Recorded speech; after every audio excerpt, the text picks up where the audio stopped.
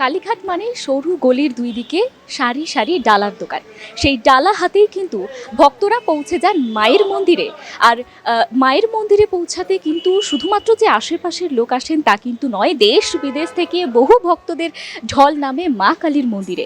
আর সেই ভক্তদের আসতে যাতে কোনো রকম অসুবিধা না হয় তার কারণেই 3 বছর আগে শুরু হয়েছিল স্কাইওয়াকের কাজ।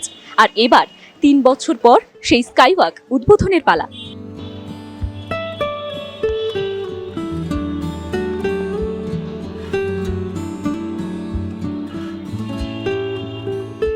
পাঁচশো মিটার লম্বা ও 10 মিটার চওড়া এই স্কাইওয়াকে 5টি গেট থাকলেও মূল প্রবেশদ্বার 2টি।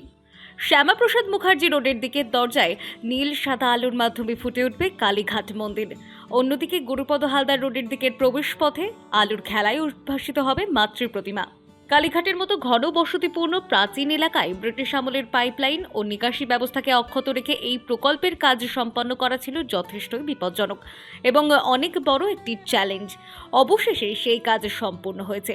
2018 সালে প্রথম স্কাইওয়াক তৈরির জন্য অর্থ বরাদ্দ হয়, তবে কাজ শুরু হয় 2022 সালের জানুয়ারি মাসে।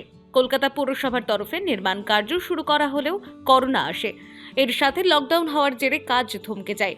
এরপর নিকাশি নালা ও পাইপলাইনের কাজের জেরে আরও সময় চলে যায়। স্কাইওয়াক নির্মাণের জন্য রিফিউজি হকার্স মার্কেটের ব্যবসায়ীদের সরিয়ে নিয়ে যাওয়া হয়েছিল যতীন দাস পার্কে।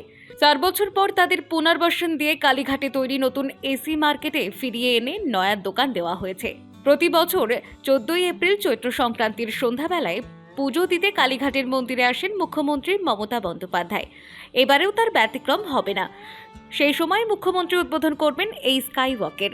বাংলা নববর্ষের প্রথম দিনে নিজের পরিবারের সাথে কিংবা মনের মানুষের সাথে যদি পুজো দিতে চান তাহলে একটা দারুণ সুবিধা যেমন আপনার রয়েইছে, তার সঙ্গে আপনি পাবেন একটা ভীষণ ভালো অভিজ্ঞতা। তাই এবার শুধু প্রহর গোনার অপেক্ষা স্কাইওয়াক উদ্বোধনের। ক্যামেরায় অভিরাজ বেরার সাথে বর্ষা সাউয়ের রিপোর্ট, টাইমলেস ডেপিকশন নিউজ।